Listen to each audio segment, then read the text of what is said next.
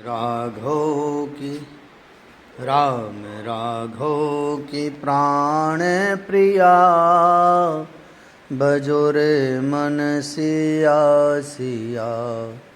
राम राघव की प्राण प्रिया, भजो रे मन सिया सिया। सिया सिया भजो सिया सिया। सिया सिया भजो सिया सिया। राम राघव की प्राण प्रिया, भजो रे मन सिया सिया। राम राघव की प्राण प्रिया, भजो रे मन सिया सिया। श्री सीताराम जी भगवान की जय। वैदेही की आत्मकथा। मैं वैदेही पिनाक टूट चुका था। मेरे रघुकुल नंदन ने पिनाक को तोड़ा। जनकपुर निहाल हो गया था। मेरे माता पिताजी इतने प्रसन्न थे कि कोई सीमा नहीं। मैं तो अपना हृदय सौंप ही चुकी थी अपने श्री राघवेंद्र को। अपने गुरु विश्वामित्र जी के चरण छू रहे थे। अपने छोटे भाई लक्ष्मण को हृदय से लगा रहे थे। श्री राघवेंद्र जनकपुरवासी नाच रहे थे, गा रहे थे और श्री राम के ऊपर फूल बरसा रहे थे। सारे शगुन उपस्थित थे। ऐसा विवाह पहले हुआ कहाँ था और आगे होगा भी नहीं। जब मेरे श्री राम अद्वितीय हैं तो उनका विवाह भी कैसे अद्वितीय न हो। सहनाइयाँ बज रही थीं, ढोल ताशे नगाड़े और उन सब की धुन में सारे नर नारी नाचे जा रहे थे। पर मैंने देखा कुछ राजाओं ने अपनी गुटबंदी करनी शुरू कर दी थी। दोनों छोटी उम्र के ही तो राजकुमार हैं, पकड़ लो इन्हें, बांध दो और सीता को छुड़ा लो। ये सुनते ही मैं स्तब्ध हो गई थी। बड़े बड़े राजा महाराजाओं की तलवारें म्यान में से बाहर आ गई थी। उस समय मैंने लक्ष्मण भैया को देखा था। मुझे लगा था कि इस समय के लिए तो हमारे छोटे भैया लक्ष्मण ही उपयुक्त होंगे। पर इतनी बड़ी बात सुनकर भी लक्ष्मण भैया चुप ही रहे। मुझे आश्चर्य हो रहा था, इतनी वीरता बखानने वाला लक्ष्मण आज चुप है। पर चित्रकूट में मुझे स्वयं लक्ष्मण भैया ने बताया था कि मैं उस समय अति प्रसन्न था। मेरे बड़े भैया श्री राघवेंद्र सरकार दूल्हा बनने जा रहे थे। उनका विवाह होने वाला था। ये सोच कर मैं आनंदित हो रहा था और उन राजाओं की बातें मैंने सुनी थी। पर उस समय मेरा मन कर रहा था कि ये खून खराबा टल जाए। मैं उस शुभ वेला में हिंसा मचाने के मूड में नहीं था। पर ज़्यादा हो जाता तो राजाओं ने अपनी तलवारें निकाल ली थी। भैया, मैंने चित्रकूट में रहते हुए ये बात पूछी थी लक्ष्मण भैया से। वो हंसे थे। इस शेष के क्रोध से कोई बचा है भाभी माँ? हाँ, मैं तो थी जनकपुर में। मैं कह रही थी वहाँ का वातावरण युद्ध का बन गया था। मेरे पिता जनक जी भी सोच में पड़ गए थे कि क्या इसी स्थान पर रक्तपात होगा। तभी एक सैनिक आया और उसने आकर भरी सभा में निवेदन किया महाराज से। क्रोध से अरुण मुख, अंगार उगलती आँखें, ऐसे भगवान परशुराम आकाश मार्ग से आ रहे हैं। सैनिक ने सिर झुकाकर ये बात कही। क्या? मुझे आश्चर्य हुआ। अभी तक जो राजा लोग तलवारें निकालकर मारने मरने के लिए आतुर थे, वही राजागण यकायक परशुराम का नाम सुनते ही कांपने लगे थे। उनके हाथों से तलवार गिर गए। कोई राजा तो भागने की कोशिश भी करते पाए गए। पर उन्होंने जैसे ही सुना कि अगर परशुराम ने इस तरह भागते देख लिया तब तो वो अवश्य मारेंगे ही, वो भागता राजा भी वापस आ गया था। भैया, ये कौन आ रहा है?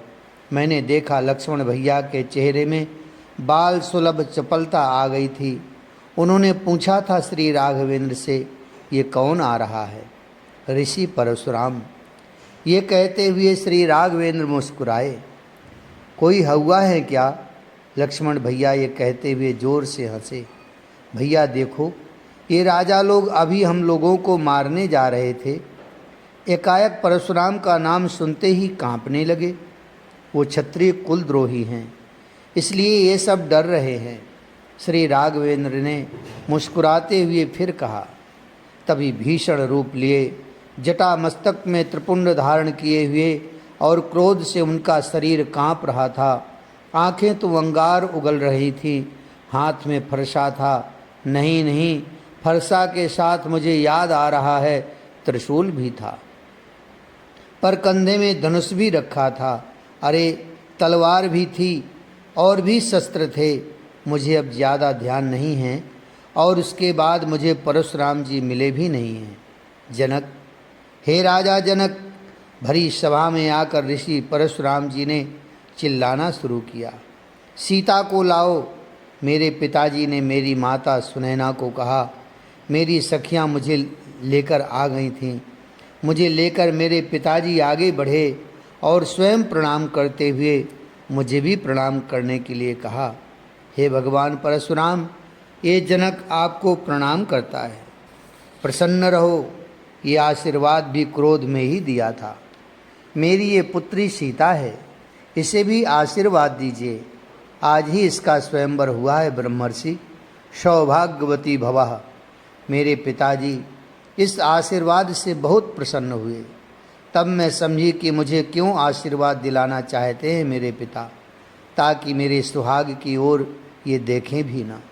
पर अब जो आगे हुआ, हे ब्रह्मर्षि परशुराम, मैं विश्वामित्र आपको प्रणाम करता हूँ। आप आगे आए थे, अब आगे आए थे ऋषि विश्वामित्र। कैसे हैं आप ऋषि? ऋषि विश्वामित्र को देखते ही कुछ शांत हुए। श्री राघवेंद्र ने और लक्ष्मण भैया ने भी प्रणाम किया। जनक, ए जनक, इतने सारे क्षत्रिय एक साथ कैसे इकट्ठे हुए हैं? मेरे पिताजी आगे आए और हाथ जोड़कर बोले, मुझे पिनाक मिला था भगवान शंकर से। इससे आगे मेरे पिता बोलने जा रहे थे कि ऋषि परशुराम ने हाथों के इशारे से उन्हें रोक दिया और तूने भगवान शंकर के द्वारा दिए गए पिनाक को तोड़वा दिया। ये मेरी पुत्री है, इसका विवाह उसी से होगा जो पिनाक तोड़ेगा। मैंने ऐसी प्रतिज्ञा कर ली थी हे भगवान। जनक, लाल अंगार जैसी आंखें परशुराम की, वो मेरे पिता का नाम लेकर चीखे। अब तो ये बता कि राम कौन हैं? बताओ, इस सभा में राम कौन हैं? पूरी सभा चुप। पूरी सभा में घूमने लगे परशुराम। देखो, जो राम है वो आगे आ जाए, नहीं तो उस राम के चलते सब मारे जाएंगे। सभा चुप रही। पिनाक राम नामक राजकुमार ने ही तोड़ा है ना जनक? मेरे पिता के पास आकर फिर चिल्लाए थे परशुराम। हाँ, केवल इतना ही बोलकर चुप हो गए मेरे पिताजी। अब सबकी निगाहें श्री राम पर टिकी हैं। मेरे श्री राम आगे आए और हाथ जोड़ते हुए ही ऋषि परशुराम के पास गए। आहा, उस समय क्या छवि थी मेरे श्री राम की। गंभीर थे, शांत थे, हल्की मुस्कुराहट अधरों में थी। जैसे हाथी अपनी मत्तता में चलता है, ऐसे ही चलते गए परशुराम के पास मेरे श्री राम जी। हे ब्रह्मर्षि, पिनाक तोड़ने वाला आपका कोई सेवक ही होगा। तू कौन है? बोल, तू कौन है? परशुराम ने फरसा श्री राम को दिखाते हुए कहा, बता तू कौन है? मैं राम हूँ, अवध नरेश श्री चक्रवर्ती सम्राट दशरथ पुत्र राम। ये धनुष किसने तोड़ा? प्रभु, धनुष तोड़ने वाला आपका कोई सेवक ही हो सकता है। कितनी मधुर वाणी थी मेरे श्री राम की। सेवक का काम होता है सेवा करना। ये सेवा है मेरी? क्रोध से परशुराम जी की सांसें तेज तेज चल रही थीं। तभी मेरी दृष्टि गई लक्ष्मण भैया की ओर। गुरुदेव, आपने सही व्यक्ति को सही व्यक्ति से नहीं मिलाया। लक्ष्मण भैया की बात सुनकर ऋषि विश्वामित्र जी हंसे। क्यों? हम दोनों अगर मिलते, परशुराम और मैं, तब होती सही मुलाकात। गुरुदेव, आप ही देखिए ना, कहाँ ये सरल व्यक्तित्व श्री राम और कहाँ ये क्रोध का ही साकार रूप। फिर हंसते हुए लक्ष्मण भैया बोले, गुरुदेव, आपकी आज्ञा हो तो मैं जाऊं, थोड़ी मुलाकात करके आऊं। मुस्कुराते हुए ऋषि विश्वामित्र जी बोले, जाओ। हे राम, तुम क्या समझते हो? ये पिनाक धनुष कोई साधारण धनुष था? ये असाधारण धनुष था इस विश्व का। हे ऋषि, मेरी एक बात समझ में नहीं आ रही कि आपको क्रोध किस बात का है। लक्ष्मण जी आगे बढ़कर बोले, तू कौन है बालक? परशुराम जी फिर चिल्लाए, मैं इनका सेवक छोटा भाई ही हूँ और मेरा नाम है लक्ष्मण। पर आपको क्रोध क्यों? हे ऋषि, हम बचपन में आपकी कुटिया में भी गए हैं। ऐसे ही खेलते खेलते हनुमान जी हमें अपने कंधे पर बिठाते थे और ले चलते थे। छोटे तो थे ही। एक बार आपकी कुटिया में चले गए तो हमने देखा वहाँ हजारों धनुष रखे हुए थे। आपने, क्या आप धनुष के विक्रेता हैं? और यहाँ भी इतने सारे शस्त्र लेकर आए हैं। लक्ष्मण भैया ताली बजाकर हंसते हुए बोले, मैंने तो समझा था कि कोई शस्त्र बेचने वाला व्यापारी आया है। लक्ष्मण, क्रोध चरम पर पहुंच गया परशुराम का। अरे सुनो सुनो ऋषि, फिर आपकी कुटिया में जाकर मैंने जो जो धनुष आपने रखे थे उन्हें देखा। बड़े कमज़ोर धनुष थे। प्रत्यंचा चढ़ाने के लिए जैसे ही धनुष को मैं झुकाता, टूट जाता धनुष। तो ऐसे मैंने आपकी कुटिया में रखे हजारों धनुषों को तोड़ दिया था। पर आप उस समय तो क्रोध नहीं किए, ना हमारे अयोध्या में आकर क्रोध को प्रकट किया। फिर आज क्या हो गया है आपको? बालक, तुझे क्या लगता है ये पिनाक क्या अन्य साधारण धनुष की तरह है? मूर्ख बालक, ये पिनाक है। देखो ऋषि, हम तो क्षत्रिय हैं, हमारे लिए सारे धनुष समान ही हैं, चाहे पिनाक हो या कोई और। मूर्ख बालक, तू समझता नहीं है। ऋषि, समझते तो तुम नहीं हो। मूर्ख बालक, क्या ये साधारण धनुष था? ऋषि, जब धनुष साधारण नहीं था तो तोड़ने वाला साधारण कैसे हो सकता है? पूरी सभा सुन रही थी लक्ष्मण और परशुराम के संवाद को। पर मेरी सखियां दुष्ट हैं, बहुत बदमाश हैं। उर्मिला देख, हम तो आज तक सोच रही थी तेरा ये लक्ष्मण गूंगा है, पर बहुत अच्छा बोलता है ये तो। जी जी देखो ना इन सबको, उर्मिला ने धीरे से कहा मेरे कान में। मैंने पीछे मुड़कर देखा और आंखें दिखाकर कहा, परशुराम जी हैं, चुप रहो। पीछे से मेरी सखी बोली, हमारा क्या कर लेंगे? मुझे हंसी भी आ रही थी इनकी बातों से, पर सभा में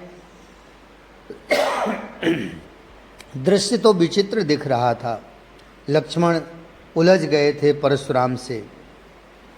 राम, बचा ले अपने छोटे भाई को, अन्यथा ये मेरे हाथों मारा जाएगा। फिर मत कहना कि एक बालक की हत्या मैंने कर दी। आप इतने अस्त्र शस्त्र लेकर चलते क्यों हो? हे ऋषि, आपको क्या ज़रूरत इतने शस्त्रों की? अरे ऋषि, आपकी तो वाणी ही इतनी कठोर और तीखी है कि शस्त्र फेल। लक्ष्मण भैया फिर शुरू हो गए थे।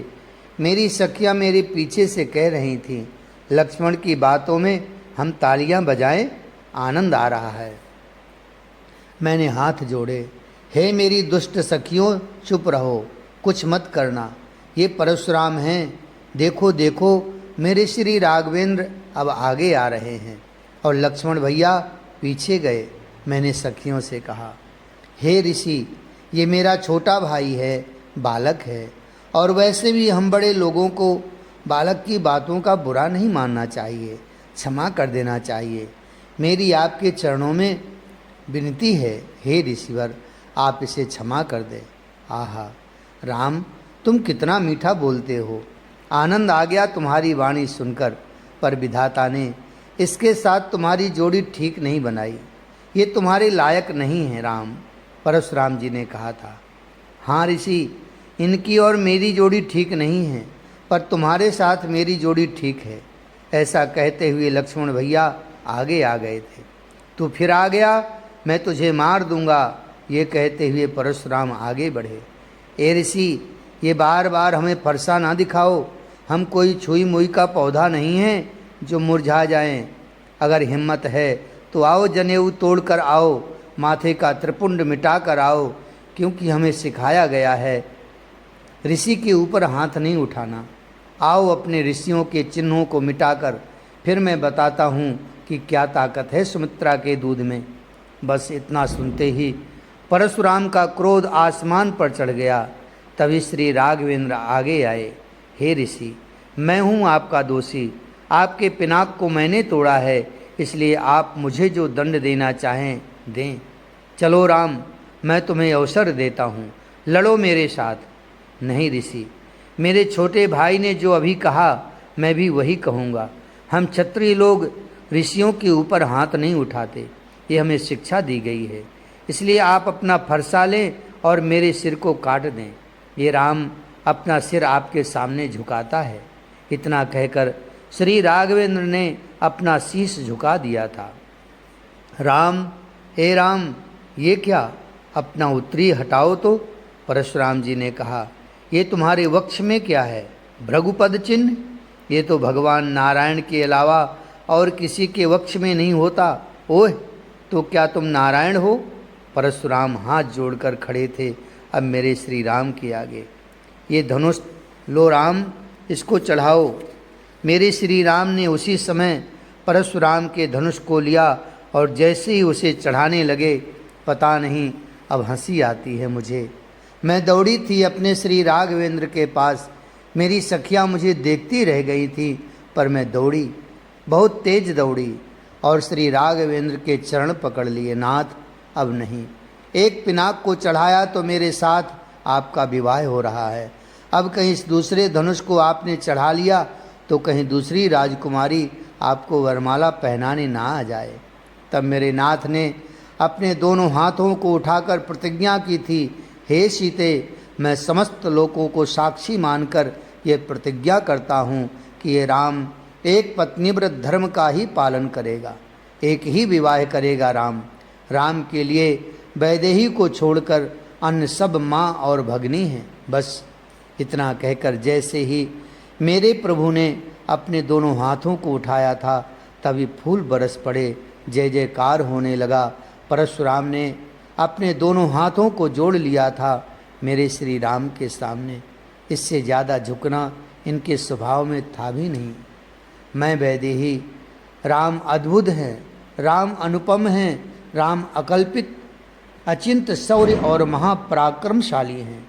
उस रंगभूमि में से जब प्रणाम करके महर्षि परशुराम चले गए, तब मेरे पिता जनक जी ने हाथ जोड़कर गदगद कंठ से ऋषि विश्वामित्र से ये बात कही थी, हे ऋषि, मैं कृतकृत्य हो गया, और आप तो जानते ही हैं कि कृतकृत्य का अभिप्राय ही ये होता है कि करने के लिए अब कुछ शेष नहीं रह गया। उस रंगभूमि में मेरे पिताजी कितने भावुक हो उठे थे, उनके नेत्रों से धन्यता के अश्रु बहते ही जा रहे थे। मुझे और क्या चाहिए अब, मुझे अब करने के लिए कुछ बचा ही नहीं है। आहा, राम जैसे जामाता मिले इस विश्व ब्रह्मांड में, जनक जैसा भाग्य किसका होगा भगवान। मैं कन्यादान करूँगा, मैं जामाता के रूप में राम के चरण धोऊंगा, साथ में मेरी कन्या जानकी वाम भाग में सुशोभित होगी। हे भगवान विश्वामित्र जी, जनक आज धन्य धन्य हो गया, जनक को अब कुछ नहीं चाहिए। इतना कहकर मेरे पिताजी मौन हो गए थे। हे विदेहराज, अब हम चलते हैं यहाँ से, सीता को सौंप दो राम को, अब हम अयोध्या के लिए प्रस्थान करते हैं। ऋषि विश्वामित्र ने कहा था। क्या? ये सुनते ही रंगभूमि में मेरे पिता समेत माता, मेरी सखियाँ और तो और समस्त जनकपुरवासी बिलख उठे थे। ये आप क्या कह रहे हैं भगवान? हे भगवान, ये कैसे हो सकता है? मुझे कन्यादान करना है, मुझे चरण धोने हैं अपने दामाद और अपनी लाडली कन्या के। इन नेत्रों से अश्वारूढ़ दूल्हा राम के दर्शन करने हैं। अपनी पुत्री जानकी को दुल्हन के रूप में विदा करने की आस लिए ये जनक और समस्त जनकपुरवासी बैठे हैं। हे भगवान, आप हमारी इच्छा पूरी करेंगे, ऐसा हमारा विश्वास है। मेरे पिताजी सजल नयन से हाथ जोड़े ऋषि विश्वामित्र से बोले जा रहे थे। देखो विदेहराज, ये स्वयंवर जो था, ये प्रतिज्ञा के पूर्ण होने के बाद ही संपन्न होने वाला स्वयंवर था। इसमें वर को अपनी वरीयता सिद्ध करनी थी, वह राम ने कर दी है। इसलिए हमें अब आप बाध्य नहीं कर सकते कि विवाह की विधि यहीं करनी ही पड़ेगी। ऋषि विश्वामित्र ने अपनी बात स्पष्ट कर दी थी। मैं मानता हूँ आप सही बोल रहे हैं, पर एक कन्या का पिता होने के नाते मैं आपसे प्रार्थना कर रहा हूँ कि विवाह की संपूर्ण विधि यहीं पूरी की जाए। ये कन्या के पिता की ओर से आपसे विनती है। मेरे पिता ने हाथ जोड़ते हुए ऋषि के चरणों में अपना मस्तक रख दिया था। अरे नहीं राजन, आप ये क्या कर रहे हैं? ये विनती अब आपको चढ़ानी होगी। चक्रवर्ती सम्राट महाराज दशरथ को ऋषि ने समझाया, मेरे पिताजी को, क्योंकि मेरे पिता इस समय मात्र एक कन्या के पिता की भूमिका में ही थे। आप आज्ञा दो तो दे, मैं क्या करूं? मेरी माँ सुनैना ने भी आगे बढ़कर ऋषि के चरणों में प्रणाम निवेदित किया था। हे विदेहराज, आप जितनी जल्दी हो सके अपने विशेष दूत को अयोध्या भेजें और पत्र में चक्रवर्ती महाराज से निवेदन करें। आपको क्या लगता है भगवान, कहीं आने से मना तो नहीं कर देंगे अवध नरेश? मेरे पिताजी ने पूछा था। नहीं विदेहराज, अवध नरेश बहुत अच्छे हैं, वो आपकी प्रार्थना को सुनते ही आएंगे और उनके लाडले पुत्र का विवाह भी तो संपन्न हो रहा है। आपके संदेश से अवध झूम उठेगा मिथिलेश, और मैं भी तो यही चाहता हूँ कि अवध और मिथिला का संबंध पक्का हो। प्रेम के सूत्र में आप दोनों बंध जाएं। आप शीघ्र दूत को भेजने की व्यवस्था करें। बाकी तो आप सब जानते ही हैं। मार्ग में जहाँ जहाँ नदी पड़ेगी वहाँ सुंदर सेतु का निर्माण कराना आवश्यक होगा और मार्ग में विश्राम के लिए शिविर लगाई जाए। ऋषि विश्वामित्र की बातें सुनकर प्रसन्नता से भर गए थे मेरे पिताजी, और बड़ी नम्रता से ऋषि विश्वामित्र श्री राम और लक्ष्मण को रंगभूमि से आवास की ओर स्वयं ले गए थे। मेरी जनकपुर तो सजने के लिए मचल उठी थी। जनकपुर के लोग इतने उत्साहित थे कि उनके उत्साह को मैं नहीं लिख पाऊंगी। कोई अपने घर को सजाने में लगा था, कोई अपने लिए नए नए वस्त्र खरीद रहा था, कोई सुंदर सुंदर बंधनवार अपने द्वार पर लगा रहा था। किसी ने तो अपने ही घर में शहनाई बजवानी शुरू कर दी थी। कोई अगर उनसे पूछता तो जनकपुर के वासी कह देते, हमारी बेटी सिया का विवाह है। पर राजकुमारी के विवाह में तुम क्यों इतना उछल रहे हो? तो मेरे जनकपुरवासी उत्तर देते, नहीं, सिया मात्र हमारे राजा जनक की पुत्री ही नहीं है, हम सबकी लाडली बेटी भी है सिया। कितना उत्साह था, कितना उमंग था उस समय मेरी जनकपुरी में, मेरे जनकपुर के लोगों में। मेरा ध्यान अब उस विशेष दूत पर था जो अयोध्या गया था।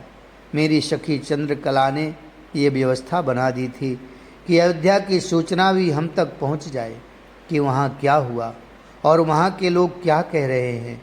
मेरी सखी चंद्रकला कहती है, जहाँ प्रेम होता है वहाँ आशंका ज़्यादा ही रहती है। मेरी दशा ऐसी ही थी। कहीं अवध नरेश मना कर दें तो बारात लेकर आने के लिए। सखी चंद्रकला कहती, तुम भी ना सियाजू कुछ भी सोचती रहती हो, क्यों मना करेंगे अवध नरेश, उनके बेटे का विवाह हो रहा है। अयोध्या वासियों के तो लड्डू फूट रहे होंगे मन में। ये बात उर्मिला ने कही थी। पर उर्मिला, तुम्हारे मन में लड्डू फूट रहे हैं कि नहीं? जी देखो ना, ये सब मुझे छेड़ती हैं, उन छोटे राजकुमार का नाम लेकर छेड़ती हैं। उर्मिला ने मुझसे कहा। अरे हमने तो कुछ कहा ही नहीं है। ये कहते हुए सब हंस पड़ी सखियाँ। किशोरी जी के अंक में अपना मुख छुपा लिया था उर्मिला ने। मुझे चंद्रकला ही आकर बताती थी कि आज ये हुआ अवध में, जब दूत पहुंचा और अवध नरेश को संदेश दिया। क्या पिनाक को तोड़ दिया मेरे राम ने। उस रेशमी पीले वस्त्र में लिपटे पत्रिका को जब अवध नरेश ने पढ़ा, आनंद के अश्रु बह चले थे अवध नरेश के। पता है गुरु महाराज, मेरे राम ने पिनाक तोड़ दिया और अब विदेह राज की पुत्री से उसका विवाह होने वाला है।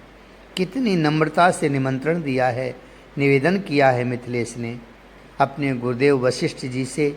ये सारी बातें कही अवध नरेश ने और उस सभा को वहीं विराम देकर और ये कहते हुए कि आप सब लोग मिथिला चलने की तैयारी करें। पता है सियाजू, अवध नरेश इतने अच्छे हैं कि अपने ही साथ अपने निज महल में हमारे दूत को ले गए हैं। कौशल्या महारानी कहाँ हो? कैकेयी आओ ना यहाँ। सुमित्रा जरा बाहर तो आओ।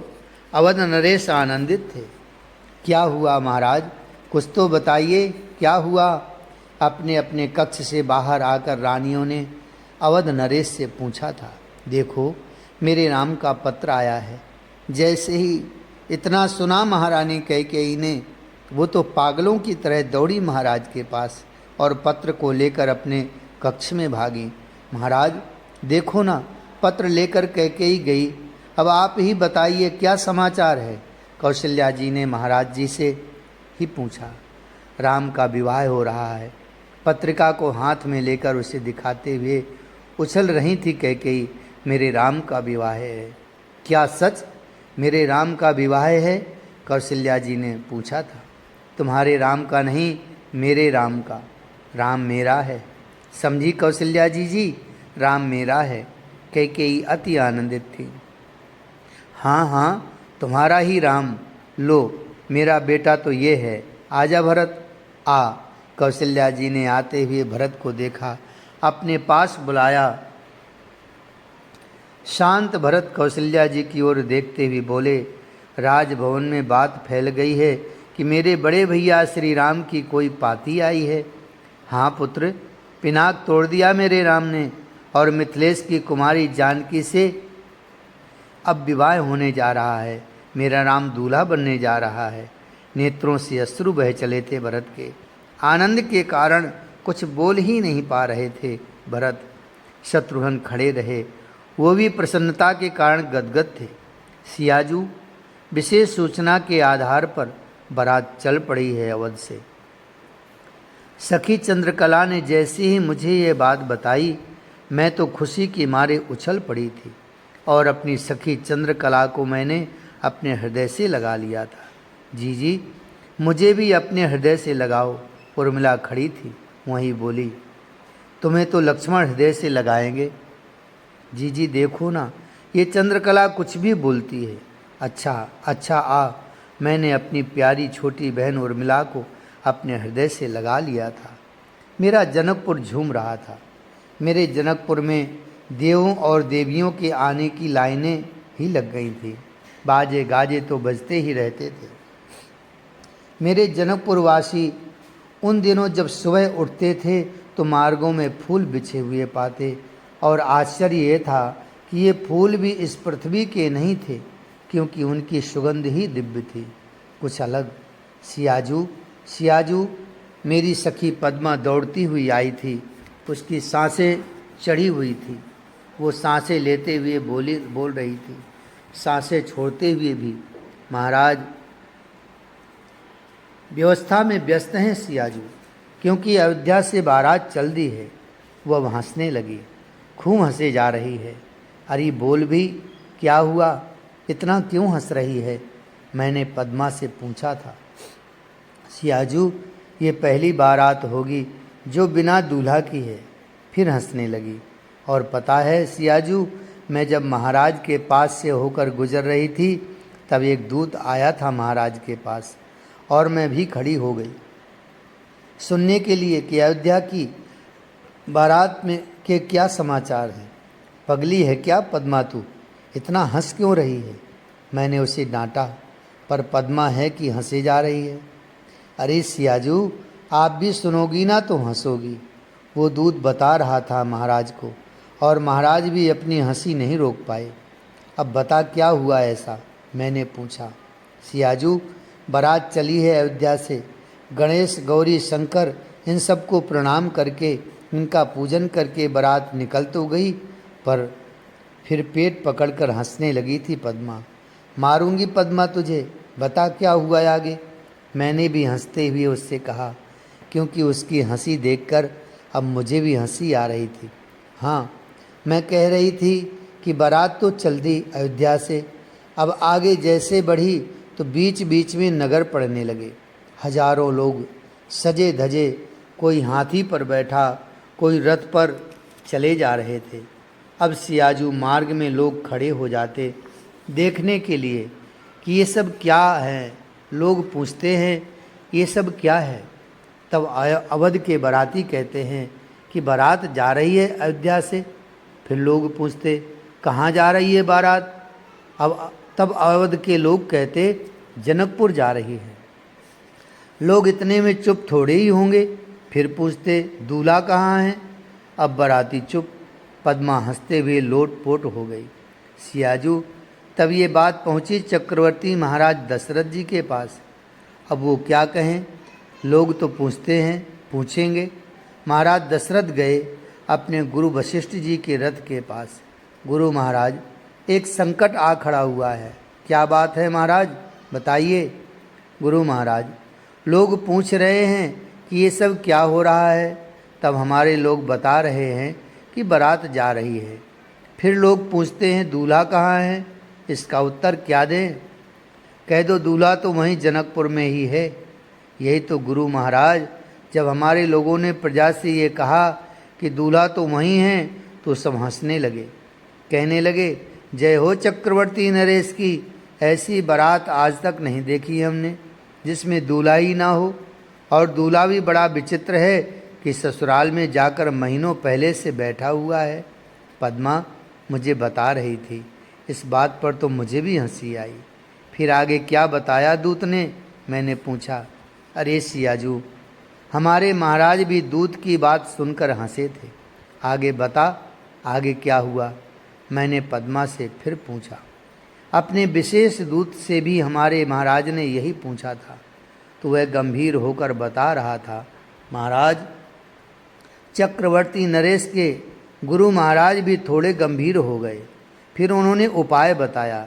देखो, एक काम करते हैं महाराज दशरथ, हमारे साथ भरत और शत्रुघ्न तो हैं ना। हाँ, हैं तो सही, चक्रवर्ती नरेश ने कहा। लक्ष्मण की शक्ल मिलती है शत्रुघ्न से, है ना। हाँ, दशरथ जी ने कहा। और राम की शक्ल मिलती है भरत से, है ना। हाँ, पर आप कहना क्या चाहते हैं गुरु महाराज। देखो अवधेश, मैं ये कहना चाहता हूँ कि एक घोड़े को सजा धजा कर ले आओ, सेहरा बांध दो भरत के सिर में, और भरत को घोड़े में बैठा दो। और कोई भी पूछे कहाँ है दूल्हा, तो बस बोलना यही है, इशारे में बता दो ये रहा दूल्हा। गुरु वशिष्ठ जी ने ये उपाय बताया। गुरुदेव की बातें सुनकर हंसते हुए बोले चक्रवर्ती नरेश, अरे गुरु महाराज, ऐसे थोड़े ही होता है, पर शक्ल तो मिलती है ना। भरत और राम की दोनों एक जैसे लगते हैं, है कि नहीं। चक्रवर्ती नरेश ने कहा, आपकी बात सब ठीक है। चलो राम की जगह भरत को आज बारात में दूल्हा बनाकर ले जाएंगे। पर जनकपुर में, वशिष्ठ जी ने कहा, जनकपुर आने से पहले ही उतार देंगे भरत को घोड़े से। महाराज अवधेश ने कहा, चलो लोगों को बता देंगे, लोग मान भी लेंगे, क्योंकि राम और भरत एक जैसे लगते हैं। पर भरत मन में क्या सोचेगा। अवधेश ने गुरु महाराज से ये बात कही। गुरु वशिष्ठ जी ने कहा, भरत सोचेगा नहीं, विचार कीजिए गुरु महाराज, विवाह तो राम का होगा ना। वशिष्ठ जी ने उस समय गंभीर होकर एक बात कही, नहीं राजन, विवाह मात्र राम का नहीं हो रहा, विवाह तुम्हारे चारों पुत्रों का हो रहा है। क्या? दूत की बात सुनकर जनक जी चौंके। क्या? गुरु वशिष्ठ जी की बात सुनकर अवधेश चौंके। क्या? पद्मा सखी की बात सुनकर मैं चौंकी। सिर झुकाकर खड़ा था वो दूत हमारे महाराज के सामने। पद्मा ने कहा, महाराज कुछ समझ नहीं पा रहे थे, तभी सुनैना माँ आ गई थी और सारी बात समझा दी थी सुनैना माँ ने। सुनैना माता ने कहा था, महाराज ईश्वर की विशेष कृपा हम जनकपुर वासियों पर बरस रही है, आप सोच में क्यों पड़ गए। महाराज हमारे यहाँ भी तो सिया के अलावा मांडवी, श्रुत, कीर्ति, उर्मिला हैं तो सही, बस इतना क्या सुना हमारे विदेह राज ने उस विशेष दूत को अपने गले का हार उतार कर दे दिया। आनंदित हो उठे थे हमारे महाराज सियाजू। पद्मा ने मुझे ये सब बातें बताई। मैं प्रसन्नता से भर गई, मैं बहुत खुश हो गई थी। मैंने सबसे पहले पद्मा को अपने हृदय से लगाया, फिर मेरे नयनों से आंसू गिरने लगे थे। पद्मा, मैं सोच रही थी कि मैं ही जाऊंगी अकेली अवध। जाना तो अकेले ही पड़ता है ना अपने ससुराल, पर ये तो कितना अच्छा हुआ ना, मेरी बहन भी मेरे साथ जाएंगी। क्या अच्छा हुआ जीजी, जरा हमें भी तो सुनाओ। मेरी सबसे लाडली बहन उर्मिला उछलती हुई आ गई थी। अब तेरी चिंता भी खत्म हो गई उर्मिला। मेरी सखी पद्मा उर्मिला से बोली, मेरी क्या चिंता, अब तू भी खुश हो जा। लेकिन हुआ क्या? बड़ी मासूमियत से बोली थी उर्मिला, लक्ष्मण से अब तेरा विवाह होगा। जी देखो ना, ये सब मुझे छेड़ती रहती है। तब मैंने उर्मिला को अपने अंक से लगाया था और उससे बोली थी मैं, हाँ उर्मिला, हम चारों बहनें एक साथ विदा होंगी। शर्मा कर भाग गई थी उर्मिला। मैं बहुत खुश हूँ आज पद्मा, हम चारों बहनें विदा होंगी, हम चारों साथ रहेंगी। पद्मा, ए पद्मा, क्या हुआ बोलना। पद्मा रो उठी थी और मेरे हृदय से लग गई थी। सियाजू, आपके जाने के बाद इस जनकपुर का क्या होगा, हमारा क्या होगा। मैंने पद्मा को देखा, वो अभी से विदाई के बारे में सोचने लगी थी। जय जय सिया, जय जय श्री राम। राम रघुबर की प्राणे प्रिया, बजुरे मन सिया सिया। राम रघुबर की प्राणे प्रिया, बजुरे मन सिया सिया।